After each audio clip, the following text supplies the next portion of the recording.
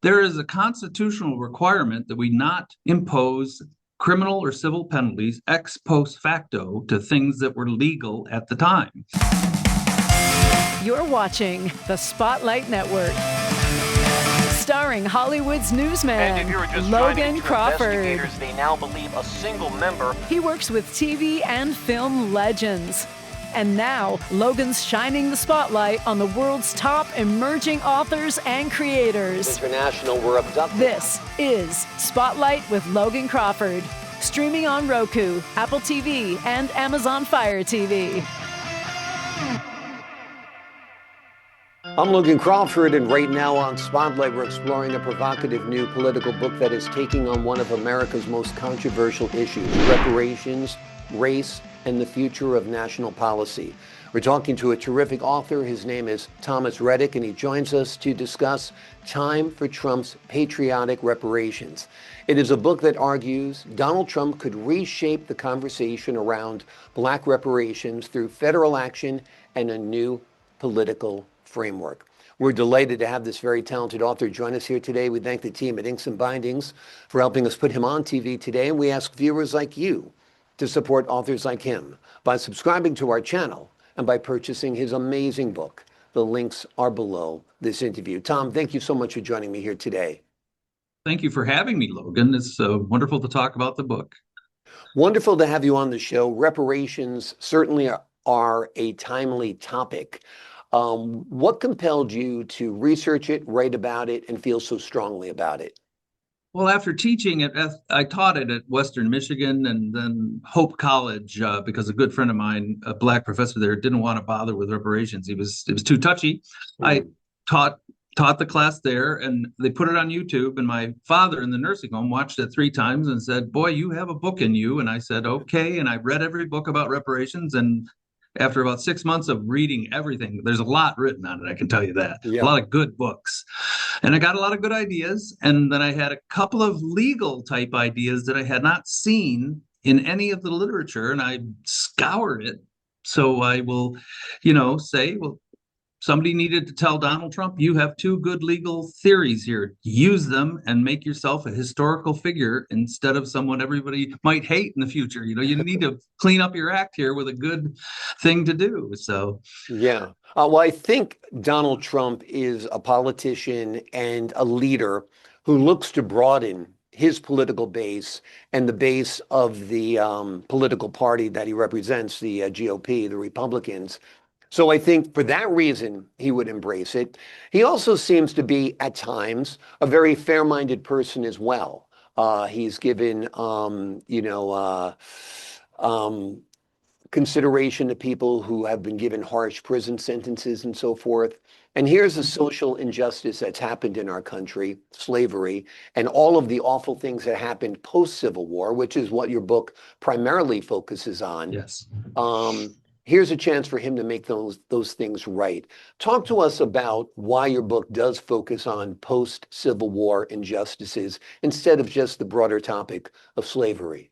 Well, that is one of the good legal ideas I came up with, is there is a constitutional requirement that we not impose criminal or civil penalties ex post facto to things that were legal at the time. Mm-hmm. It is a very important part of our law. Back in the day, the Revolutionary War, they were being put in jail for things, and they said, I was acting under the law. What are you talking about here? So right. It's an important part of our culture. For the Blacks of America, it's a terrible thing not to be paid wages for slavery, because the estimates from some authors I've talked to are in the 17 trillion level of, you work for free for that long, right? You get paid, and it adds up. But it's, I think it's probably what got California sideways, because they did a 500-page commission report that I read 4 times, and they figured we got to stop at 1910. And I was like, why are they stopping it? Well, they swallowed too much. They took the Civil War, and now they're figuring, how are we ever going to do this? And they haven't figured out yet, how are they ever going to do it? That's where Donald Trump, who doesn't like California much, could say, I've got a better idea. here you go. And New York is working on their own thing. With respect to New York, they at least took the Civil War seriously. So I'll give them credit for that. But the states could experiment it 50 times, right? And have 50 different things going on.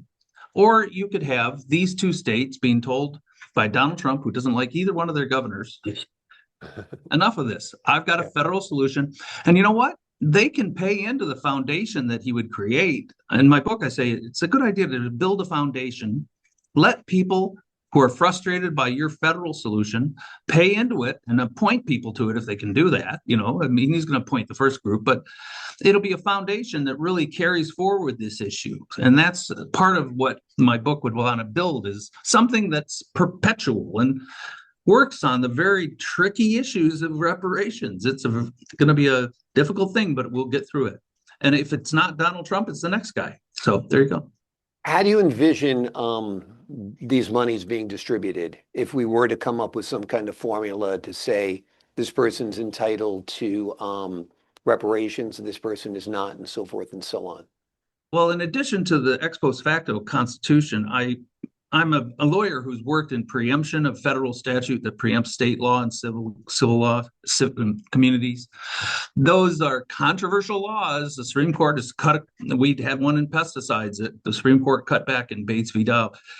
So it's not something that Donald Trump could do perfectly unless he funds it well. He takes a foundation and puts a lot of money in it. I mean, or Barack Obama, he spent 1.4 trillion on the stimulus. So call it a stimulus, whatever you want to do, but put a lot of money into a foundation, and then they're going to figure out the bells and whistles and, you know, who swims in what lane, because it's not an easy thing at all. Mm-hmm. I don't want to give anybody who says it's an easy deal, I'll give them all 50 grand. Like, you know, that's not going to work. That's not going to work here.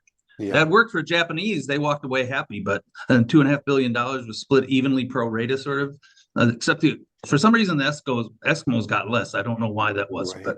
But yeah, it's interesting. I mean, African Americans unfortunately lag behind in certain privileges that exist here in the United States, such as home ownership, educational opportunities. So leveling the playing field in those areas would be great. I mean, because you have generations of African Americans who've grown up in housing projects, for example, and that kind of just prolongs the cycle of poverty, don't you think?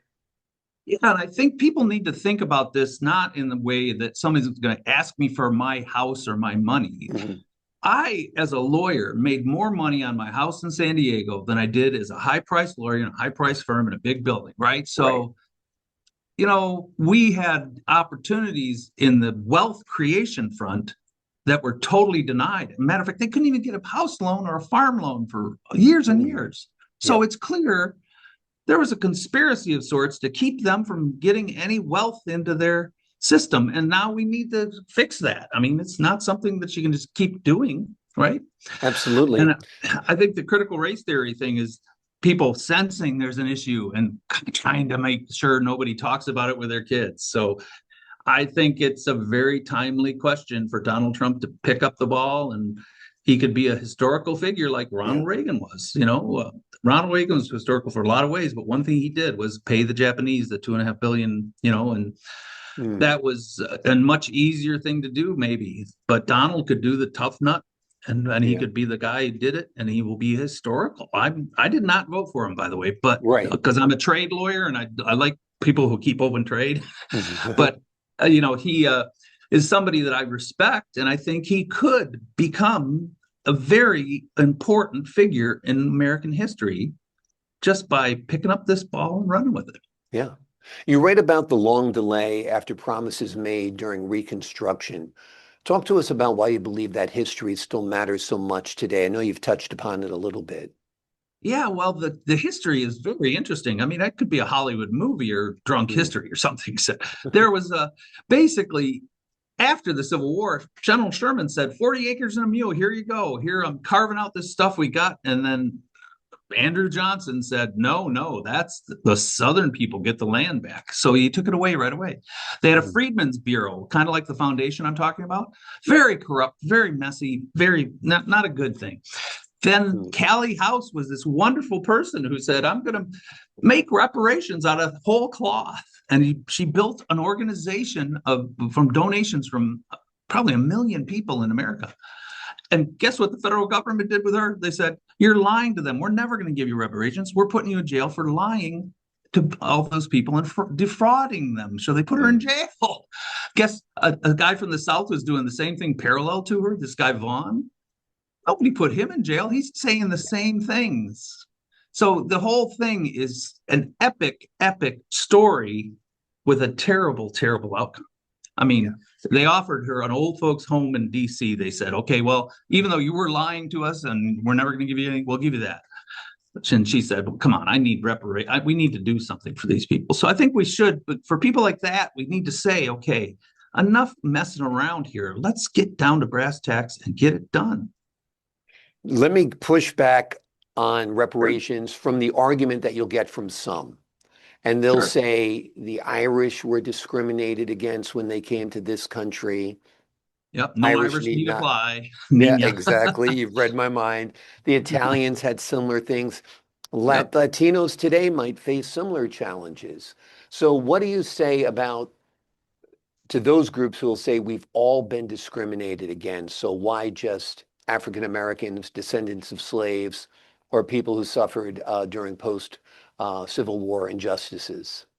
Well, we all benefit from the laws that penalize people who discriminate against us. And those laws have been in operation for my entire adult life. They maybe back in the day, there was a lot of problems. And I did have a lot of old folks when I did the thing for the old folks at Hope College, they have a senior thing. I got a lot of pushback they said we were discriminated as Dutch people. And we think there are laws. And while we got the benefit of them, those folks did not. And, here you got years and years of corrupt judges doing corrupt things.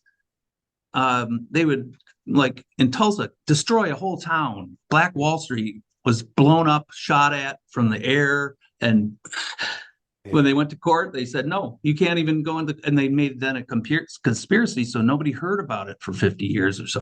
So we have a problem here that really does need a leader to say, okay, I know this critical race theory thing was just kind of a stalking horse for a big, big issue.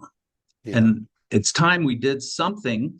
And you know what? When the Black folks of America voted for him in more than any other Republican candidate, he thanked them for it and said, I'd like to do something nice for you. So, he does have, between his hatred of New York and California and his love of the Blacks who elected him, this man could really do something here and make it good. If he doesn't, maybe the next guy will get a coalition that'll do it.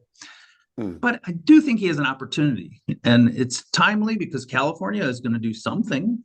And if they get far enough along, like with marijuana, states have gone all off on their own party, and federal still hasn't done anything to preempt it. So you really do need to get early on this. When somebody's written such a mess as California has, take advantage of that. And also, if Trump embraced it, the Dems couldn't really oppose it.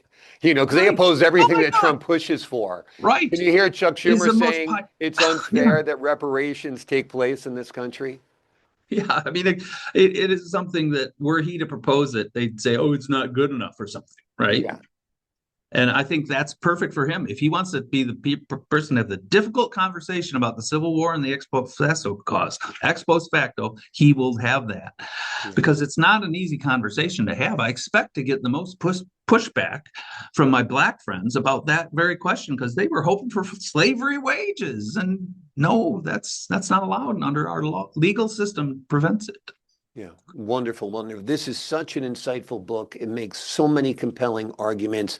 It's so timely, and I think it taps the right man at the right time if anything is going to happen on this issue, and that is Donald Trump. The name of the book is Time for Trump's Patriotic Reparations. It is certain to spark conversations about history, justice, politics, and whether unlikely leadership could drive a major national, political, and fundamental shift.